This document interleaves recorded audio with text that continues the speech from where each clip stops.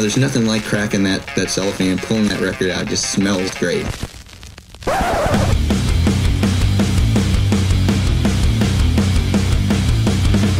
Welcome to BODS Mayhem Hour. Non-stop hardcore energy. I love the show, guys. You're awesome. Unlike any other. With your host, John the Bod, a.k.a. the Bod Father. Man, this stuff rocks. Hey, what's up? This is Steve from Within the Ruins, and you're listening to BODS Mayhem Hour. The views and opinions of the guests do not necessarily reflect the views and opinions of BODS Mayhem Radio Network, its staff, affiliates, or sponsors. Parental discretion is advised. Welcome to BODS Mayhem Radio Network. Hey everybody, welcome to BODS Mayhem Hour. I'm your host, John the Bod, a.k.a. the Bod Father, and as always, I bring you guys and gals awesome interviews. And today it's a huge honor and privilege to welcome Steve Tinnon, vocalist of Within the Ruins. Within the Ruins has released their sixth latest album entitled Black Heart, which came out last year in November 27th, actually, via eOne Good Fight Music. As a continued celebration of the record's release, the band has been posting an ongoing series of videos detailing the making of Black Heart. Plus, check out all their singles with all this, and please support this band and give them a chance. So, Steve, welcome to the show, and how you doing, man? Hey, man. Thanks for having me. I appreciate it. I'm doing all right, as well as can be expected, I suppose. How about yourself, though, brother? Doing all right, just like everybody else. Just kind of, anxious to get out and see, anxious to get out there and see the bands again, and just doing podcasting and then playing my Xbox, and just trying to just mellow out and just relax, just let things come. So yeah, because once it all picks back up, then everyone's gonna want to be all over the place nonstop. So might as well enjoy the downtime while you can. How excited are you to hopefully get back out on the road and do some touring soon? Because I know some things are going to start opening back up, but just a little bit. But how excited are you guys? Oh, we're pretty pumped, man. It's I've been in the band now about 3 years. So we dropped a couple singles when I first got in, and then we did some touring and some shows and stuff here and there. And then it was time to settle down and start writing the record. By the time we were pretty much done recording everything, then it was mix and mastering time. But right around then was when everything basically shut down. So we have the whole lot. We didn't play any shows really, I think, except for maybe one or two during the recording process. So we've actually had a lot of time off to begin with, and then put a year plus of COVID on there. We're ready, man.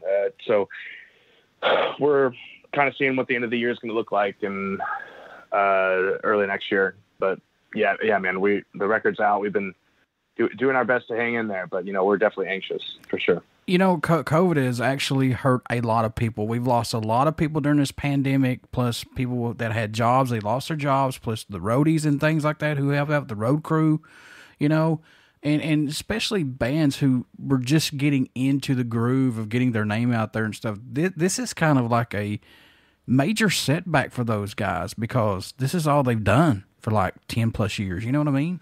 Yeah, exactly. And Ruins has been one of those bands too for a long time, just like a touring machine all over the place. And, and we've never been a band that, just pumps out album after album. There's usually at least a couple years in between albums. Now it's 3. So, actually it's been over 3 now that I think about it. So since Halfway Human, that was 2017. So, it's just one of those things. It's kind of weird how everything just comes to a halt. And then, we're like, all right, new record time. We'll, take the time off from shows to make that happen. But then, got to hit the ground running once that record's going to drop. And then all of a sudden it's like, well, do we even drop it? Do we wait? Do we put it out anyways and kind of hope for the best? And since, like I said, we don't really just pump out albums left and right, we were ended up leaning obviously towards the side of like, we need to just put it out. So we did, and then kind of just coming up with enough content to keep everybody on the hype train as much as we could, while we figure all this out. So, it's tough for a lot of those guys too, that, their only income is touring, and we're kind of fall like right in the middle of that. We're like, we, definitely make money on the road, but we have jobs that we do when we're home also. So we've been lucky enough to hang in there and not rely on touring income. But, it's tough because not everybody can say the same thing. So they've had to come up with ideas of how to make money while they're home, so it's been tough for everybody around, like you said.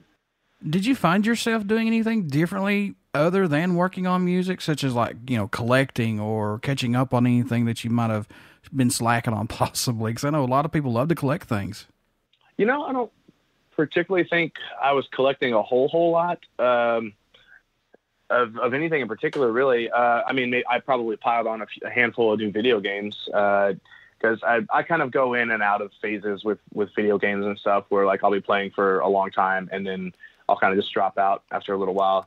And the first handful of months or so, it was pretty much video games nonstop. It would be every day was wake up, eat, chill for a second, and then do some sort of a workout in the garage or something because gyms were closed, and then eat dinner, and then I'd be playing video games all night. So, I think if I did anything, it was probably gain a few new games, but I'm a bartender here in Texas, so I was kind of in and out of having a job.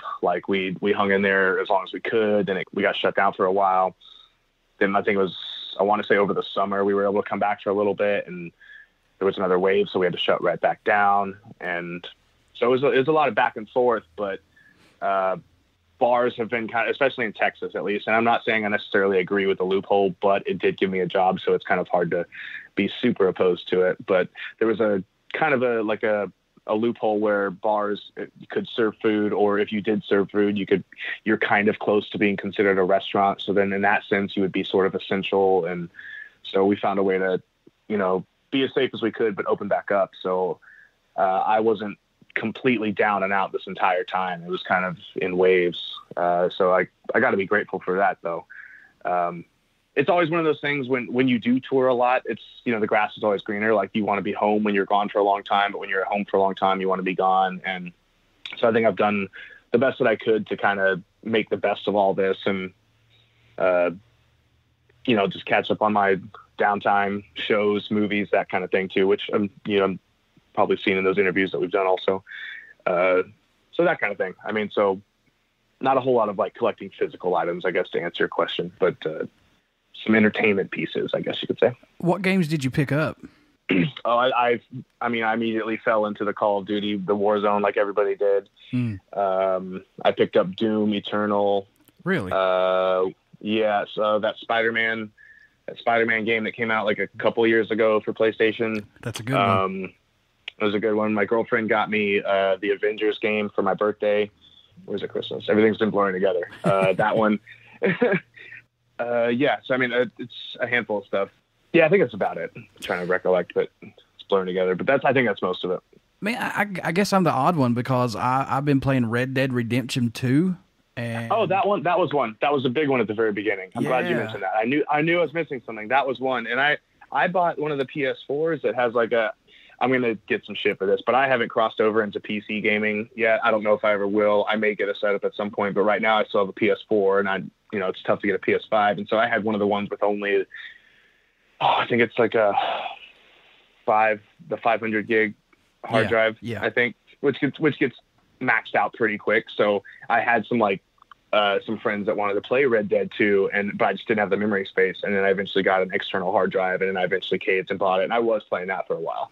So I'm glad you mentioned that one. That was definitely one of them. That's a hell of a game. If you like Western folks, pick that up. Pick it up regardless. It's a good game, period. So yeah, it's very well done. Or if you like Grand Theft Auto, it's basically Grand Theft Auto, but in the Old West. Yeah. I mean, I'm sure people listening to this might already know that, but if you don't, Red Dead Redemption 2 is a solid piece of game. And I also picked up Assassin's Creed Valhalla. I have not played it yet, but I've got it on my system because I'm a huge sports fan. And we're going to talk about other stuff here, folks. I'm just glad he's a gamer a little bit. But no worries. It's cool that PlayStation and Xbox has agreed to cross-platform with MLB The Show. I'm a huge baseball fan. And I have been playing the hell out of that game.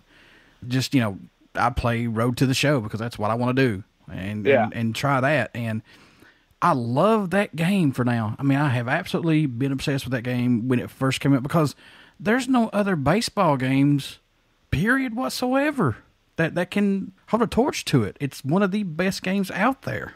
What was it? I played a lot of, I want to say it was All-Star Baseball it's going to bug me that I can't remember. Something for Nintendo 64 a lot. There was a baseball game I played all the time, and I loved it. Or maybe it was, I don't know if there was a show back then, but I get you. I played baseball like a lot when I was a kid in like middle school, high school. And so I did latch on to baseball games for a while, but I haven't done any recently though. I couldn't meet you on that level, but I did for a while when I was a kid. So now I'm hoping that NCAA football comes back out like they're wanting to, and pay these players if you're going to use them in it. And I have no problem with that. I think that's awesome. Oh, yeah. Why use them in a game and make money off of it if you're not going to pay them? Yeah, exactly. Share the wealth. That's pretty messed up, man. Yeah, I would tend to agree for sure. Pay the guys. How important was it for the band to make this album, Black Heart, as heavy and dominant than the previous albums? I don't know that it was necessarily that important to begin with, but it definitely went that way pretty quick. Because if you obviously just listening to it as a whole and at face value, it's already, heavier and faster than the couple definitely Halfway Human. I mean, Halfway Human's got its parts, but there was some experimenting going on there. But what ended up happening, I guess, was I kind of came to the table with a lot of personal and angry and kind of darker lyrics. And so that's why most of the songs are actually very personal sounding. And I just had a lot of stuff going on, like the couple years, like the first year I was in the band, and then like the year leading up to that. There's a lot of stuff I was dealing with, and I was, and I'm being a vocalist, I'll write stuff down kind of just out of habit. So I have a whole section in my notes where I just write down lyrics specifically for songs and ideas and that kind of thing. Once I started to write that kind of stuff, then Joe was like, oh, I get it. Okay. So he kind of tailored the way he was writing the tracks to how I was coming at them lyrically.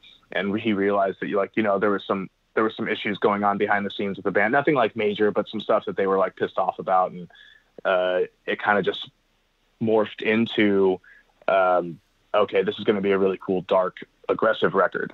So it didn't really start off that way. If anything, the two tracks that we released when I joined the band, World Undone and Resurgence, those two were originally the first tracks Joe started to write for a new record and had ready to go when I first joined. And then the label said, no, we need to put something out with Steve on it real quick. So we did those two first to have some content out, and then got into playing shows and touring again. And then he kind of started fresh writing the record after that. So once the first couple songs we started doing, he was like, oh, okay, I get it. So he kind of, like I said, kind of changed the way he was doing stuff. And it was a good time to do that change also, to make it that much more pissed and fast. Everybody's always like, play your old stuff. And then you play stuff that's like the old. And then people are like, well, this band doesn't change and now they're boring. It's like, you can't win ever. Mm-hmm. But there's, Ruins has been around long enough to where people love the old sound because that's what got them into the band back in the day. So it was a good time to make some songs that have those like older, faster riffs that Joe was doing back then, and show that he still got it. We can still be heavy, but also mess around with some melodic stuff, and putting a new singer in the mix was a really good time to switch it back up. So that's kind of how that all actually took place. So how good does it feel to actually have Black Heart out now? And with COVID and the pandemic and going on, were you guys a little nervous at all to put this out? Yeah, definitely. Because like I said earlier, we did wrestle with it a little bit, but luckily it was a matter of, we recorded the very last track that we recorded for the album was Open Wounds, and we did that here in Texas with Paolo and I's old drummer from our old band. But other than that, everything kind of shut down, and it was time to start mixing and mastering. So we had some time to kind of make a decision on that. And like I said, we, kind of just ended up feeling like the people had waited long enough, I guess you could say. And it just felt good to finally put it out. It was a decision-making process a bit here and there, because you don't know. I mean, like you see posts about bands all the time saying they're not going to put anything out until this is all back. And then you see bands like there's a bunch of cool bands that have put stuff out. So it's whatever's best for everybody is going to be different. But it was definitely a little nerve-wracking not knowing how this is going to play out, how long it's going to play out, and what we should do about it, and what's the best way to kind of not lose any momentum already. Because you already lose a little momentum when you're in the recording process to begin with, because you're not out there actively playing, and you can't always make announcements and stuff while you're recording. You're kind of just doing the behind-the-scenes business stuff, so you already lose a little momentum automatically when you're recording an album. So I think it ended up being just a little too long for us to wait, and it just feels really good to have it finally be out now. So it's solid. And it's so crazy that for bands who are used to putting out something like every 6 to 8 months, a couple singles or an EP, and you don't for over a year during this pandemic, man, you got to stay relevant. You've got to stay out there and fresh, because nowadays it's like, we forgot about them 2 weeks ago. It's like, what have you done for me now? You know what I mean? It's not like it used to be back in the day. It's like the mysterious, the magical stuff is gone. It's just at your fingertips now. And it's sad. That's so sad, man.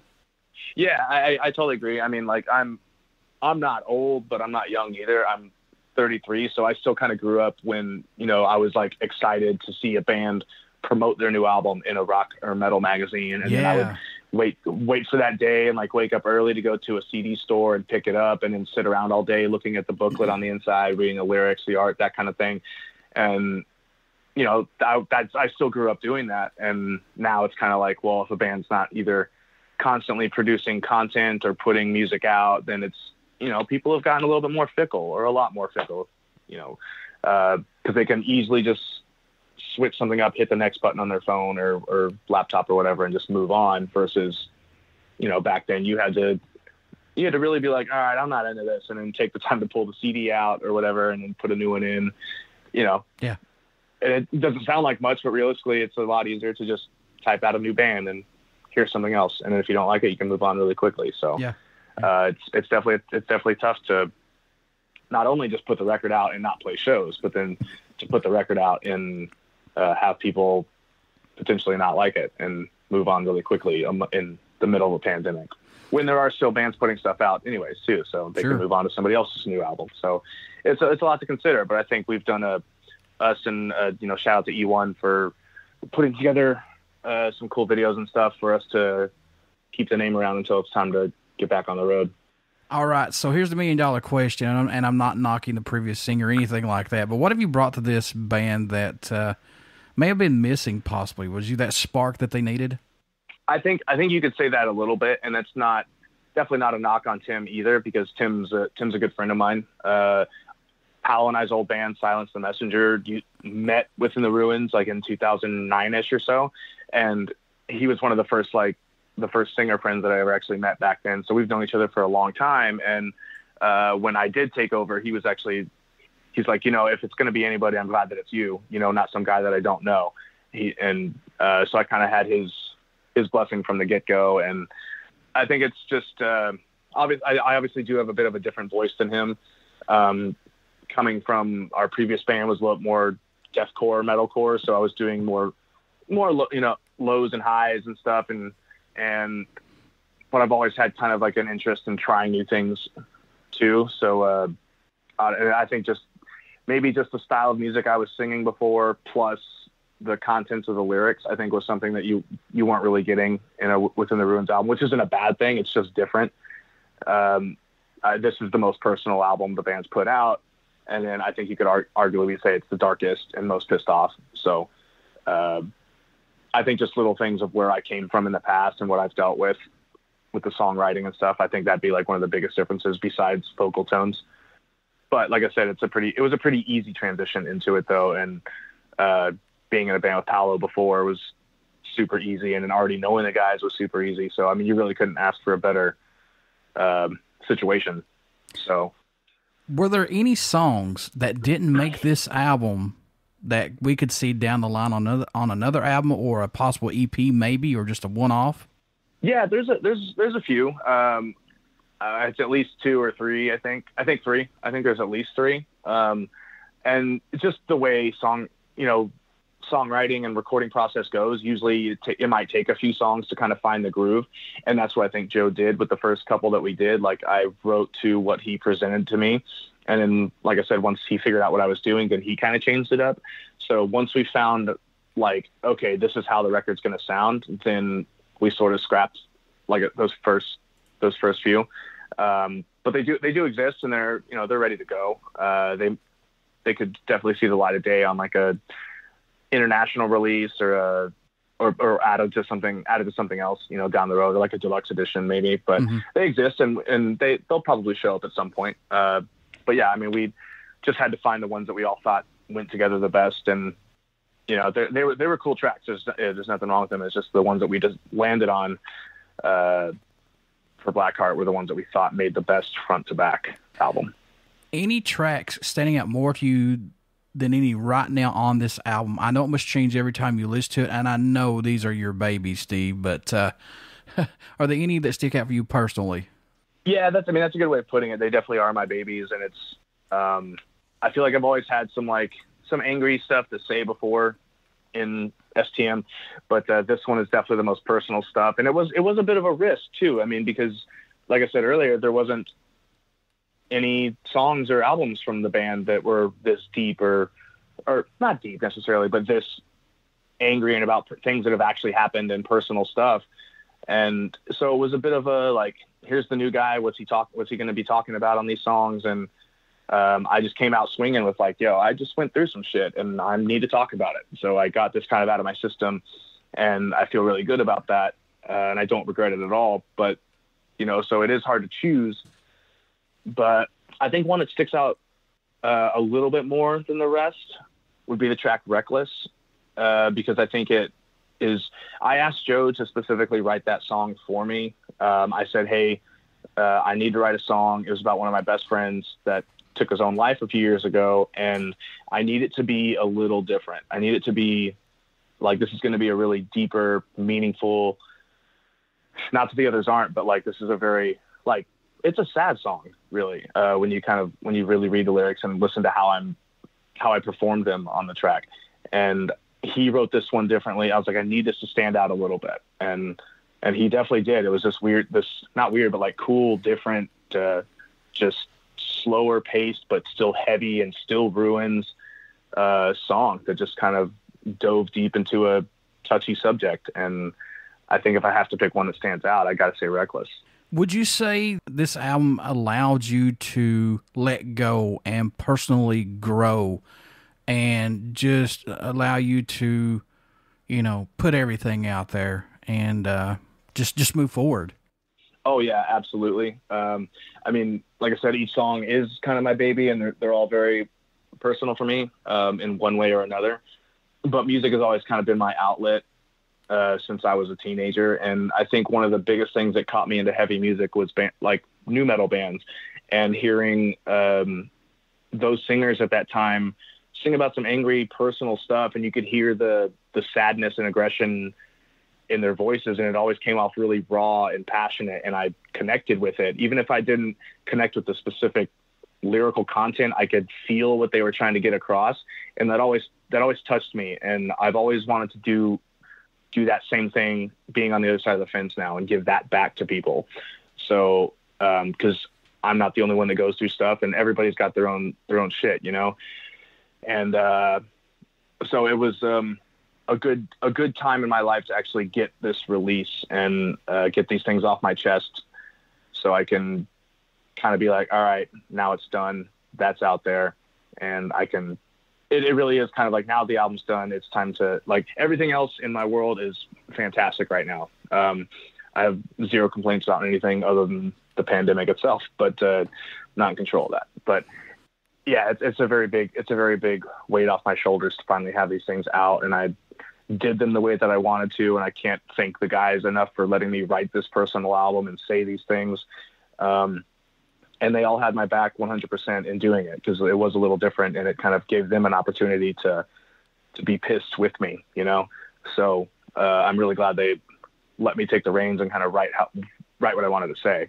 And I do feel a lot better, and pretty much all the situations besides the Reckless track are all resolved, and everything's good now and nothing to worry about. So was there a song that you guys were working on that totally ended up sounding different than intended to, possibly? Yeah, actually, I mean, ironically, it was Reckless. I actually intended for that song to be more of Paolo doing some clean singing for most of it. And I had in my head thought about maybe I would just be more of like some backing vocals and stuff. And Paolo could take the reins on most of the verses, and maybe I'd come in on the chorus or something, and like the bridge would be heavy. But I actually originally thought that song was going to mostly be Paolo, and Joe was like, yeah, that could be cool. We could do something like that. It was a good time to experiment with things. And then when I really kind of dug deep and wrote it, and then performed it in the studio, and Joe heard what I did, I actually lost my voice performing that in the studio, and I had to come back, I think like a day later or so. I had to quit for the day. And Joe was like, I don't think it actually needs any clean singing at all. It's actually like really raw and passionate the way it is. And so it ended up being almost the opposite of what I thought it was going to be. But if anything, I might like it more now because of that. Who produced the album for you guys? Basically, we did it ourselves. Joe has a studio. He has his own studio that he built that's attached to his brewery, Tinbridge Brewing, in Westfield, Massachusetts. And so every time we went up, Paolo and I live in San Antonio, Texas. So what we would do is Joe would put like 2 or 3 songs into a Dropbox, and I would listen to them, and I would write to them down here. And then we would fly out for like a week and knock those tracks out at his studio there. And we had a guy named Jim come in and help us with some of the choruses that had some of the clean singing and stuff. But other than that, it was literally all us. And then we got the tracks mixed and mastered by Josh Wickman, who's worked on every album. But otherwise, everything like hitting the record button and doing all the takes and any actual input, it was all us just sitting in the studio and hearing things out and doing it ourselves. And then doing it that way also with all the traveling, though, gave us a lot of time to sit on stuff and listen to it and make sure the songs turned out exactly how we wanted. So if we wanted to rearrange anything or add little details here and there, that kind of thing, we had the time to do it. So it actually ended up being a cool process. Although it was lengthy, it worked out for the best. So actually every song you hear is basically exactly how we intended it to be. So not a whole lot of outside opinions going on for this one. Who did the artwork for this awesome album, man? It was a gentleman by the name of Cameron Gray. He's done work for Born of Osiris. He's done a couple of the band's albums previously. He does a lot of, I want to say he's out of the UK. He did the album artwork for Elite and Phenomena for us before. So we've already worked with him, and he did the singles artwork for World Undone and Resurgence also. And, it was the only name that we tossed out when we decided, what we're going to call it, what we wanted it to look like. We were all just like, no, it's got to be Cameron. And so there's a bunch of little details with the album artwork if you look closely at a lot of it. But he just absolutely captured it and then some. He blew it out of the park. It was awesome. Moving forward onto your next project, next album, are you wanting to see the band's sound evolve or stay like this or push outside those boundaries? I definitely like every ounce of what we did on this album. So if it was similar to this, I would not be upset. But also, again, like I said earlier, it's kind of a lose-lose to where if you keep putting out the same record, people get bored and they move on. And then if you change way too much, they're going to be like, play your old shit. And, you can't win with everybody. But I think we did a really good job of capturing a lot of elements of the band with this one. So I think it would behoove us to do something similar on the next one, but also keep pushing those boundaries. So kind of both. Because we all like trying new stuff. We all listen to different types of metal, and we take in multiple influences all over the place. So if it were up to me, I would take something like everything that we did in Blackheart and push those boundaries more, see if we can get a little faster, a little bit slower, a little bit more intimate, a little bit more atmospheric, just do all of it, but then more so. That's what my vision would be. I have no idea what I would write about for our next record yet. This one definitely drained me, but I hope it's not Blackheart Part 2. That's for sure. But we'll see. We'll see when we get there. I think it's going to be a little ways off. we're creative people. We're going to always be writing. I've got, tons of lyrics still on my phone to work with, but, we haven't even gotten to play shows off this album yet. So I think a follow-up is going to be somewhere down the road, but it's tough to say how it'll turn out, but that would be my intention, I think. What do you hope, Steve, everyone takes away, or a message you hope they hear while listening to any Within the Ruins music in general? What do you hope they get from it, man, when they start listening to it? Oh, man. I would hope you'd start off with Blackheart, I think, because that would be the most current version of the band, and we all feel very at home with what we came up with and how it turned out. So I hope you, as on a personal level, people would take away kind of everything that I went through to make these songs. And if you identify with them in any way, or at least help you get through a situation, I would be happy to hear about it. I get messages all the time about, some of the lyrics and stuff.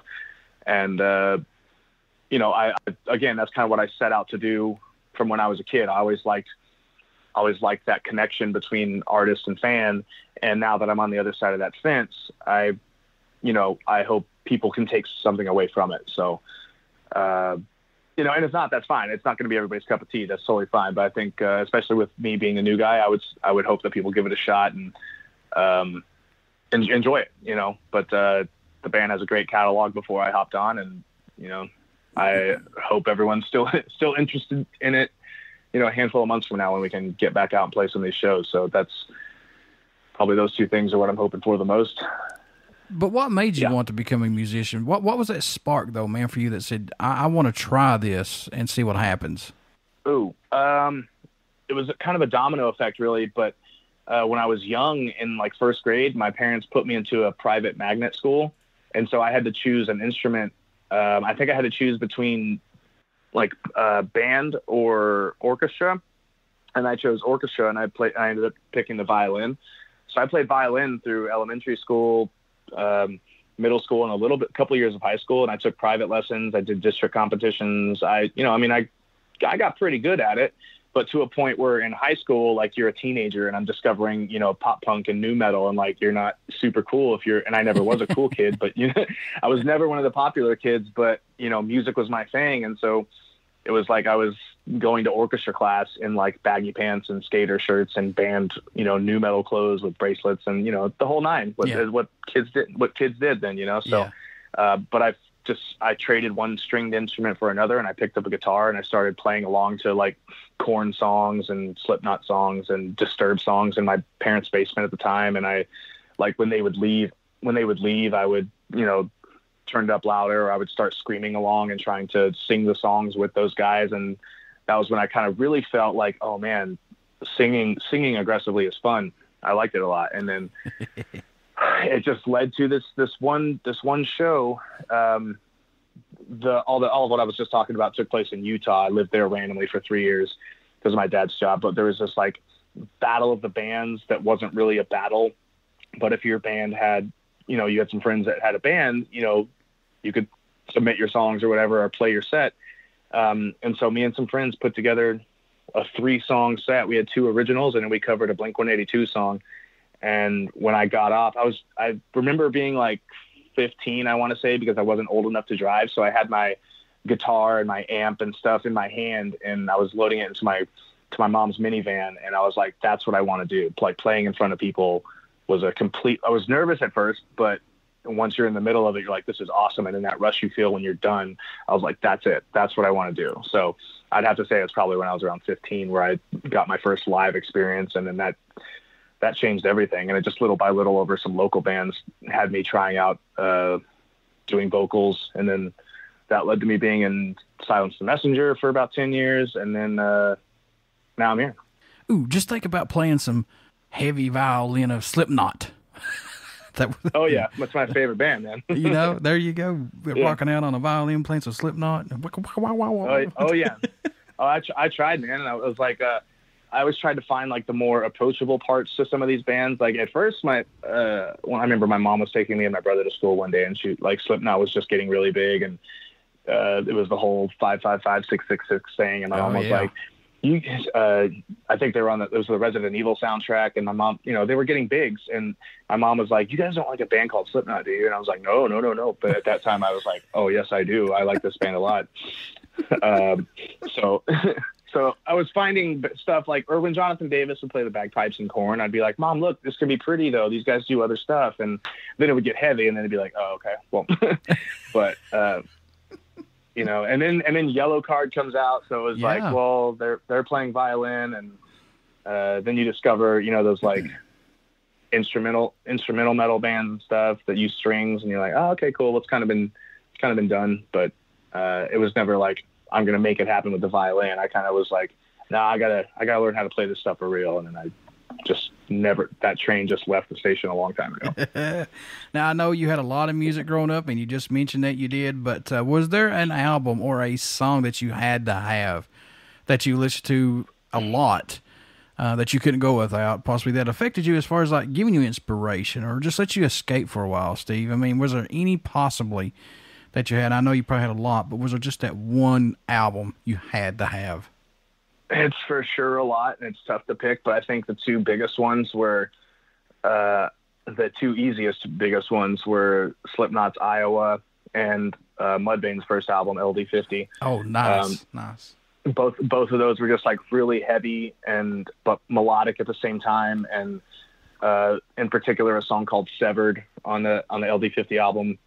The bridge in that song taught me how important dynamics can be, going from heavy fast to slow and intimate. And Slipknot had stuff like that song Gently on Iowa.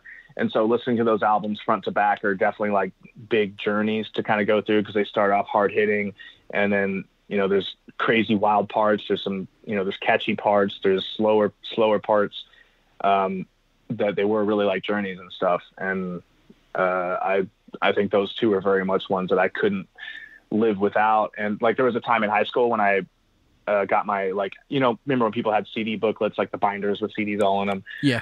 I had that in my Discman stolen from my locker at school. And so I had to repurchase a lot of albums at first.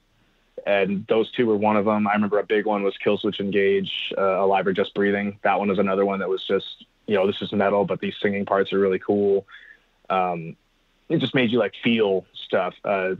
Korn had a couple records like that. I think Follow the Leader was the first one I ever owned, but it's tough to choose, but those are a few though that I had to have. I have to listen to regularly, and I can even go back and visit them now, and I know them pretty much as well as I did back then in the day. So yeah, that's awesome.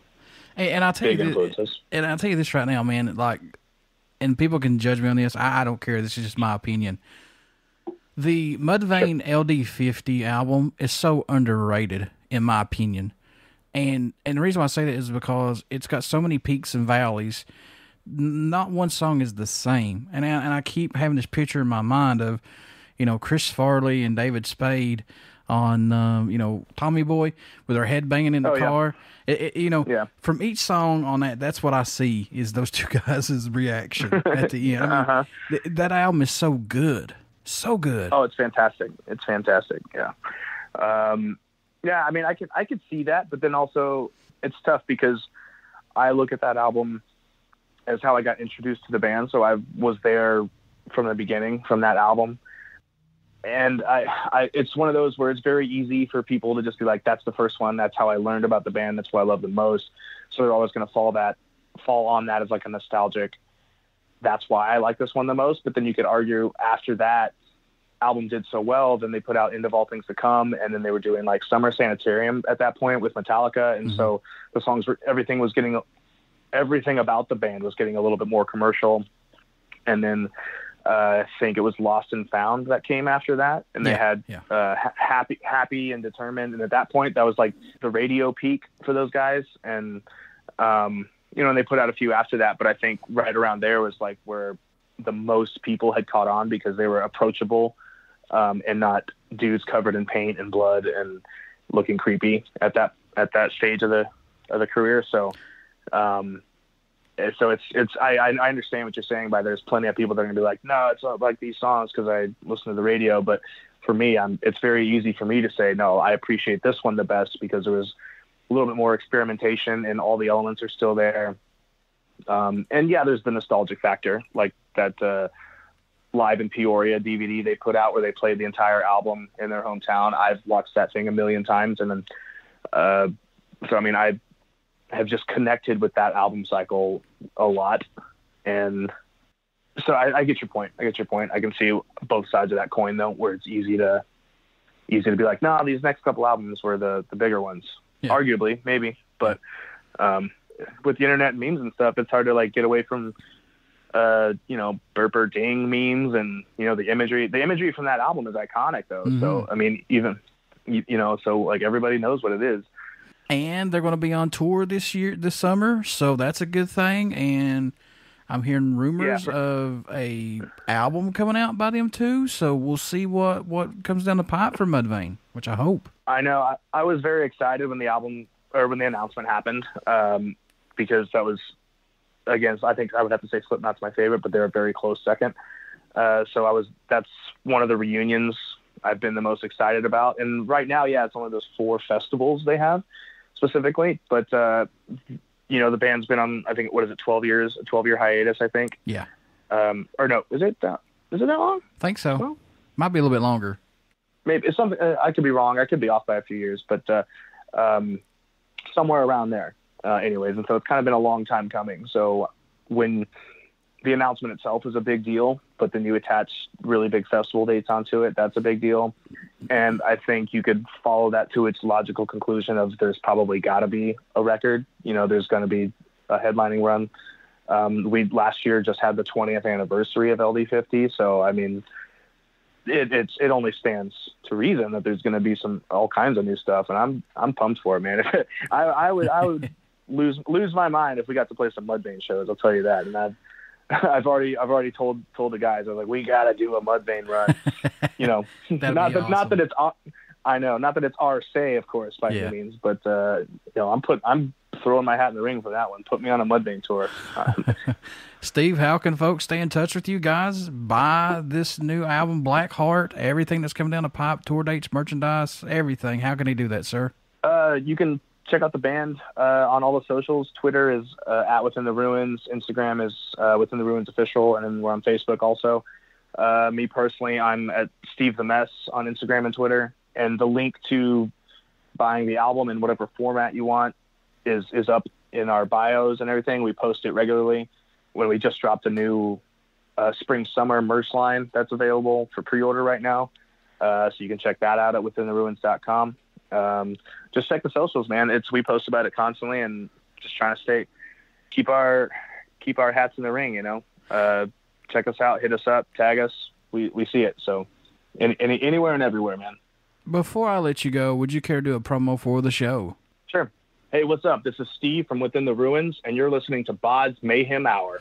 Everybody stick around. We got some great stuff coming up, and you only hear these interviews right here on BODS Mayhem Hour and BODS Mayhem Hour podcast. Please get out and check out our Facebook page. It has our podcast link and our YouTube link, and you definitely want to subscribe to that YouTube link because we're going to be giving away some tickets to Louder Than Life and some other cool stuff. And also, please check out Within the Ruins. Pick up their new album, Black Heart. Support this band. And I promise, guys, you will not be disappointed when you listen to these folks because they got some good stuff that's out there right now. So, Steve, man, I appreciate the interview, and I wish you guys nothing but the best of luck. Thank you, brother. I appreciate you having me on, man. It was a pleasure to be here.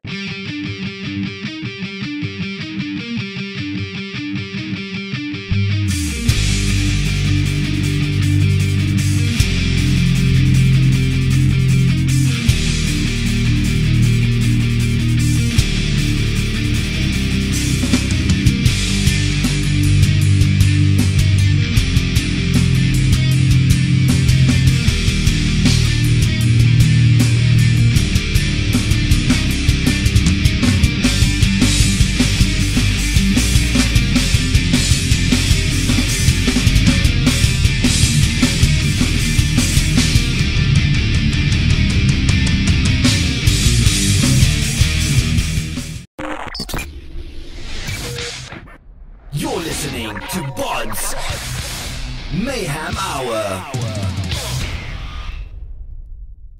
Follow us on Facebook, Twitter, and Instagram.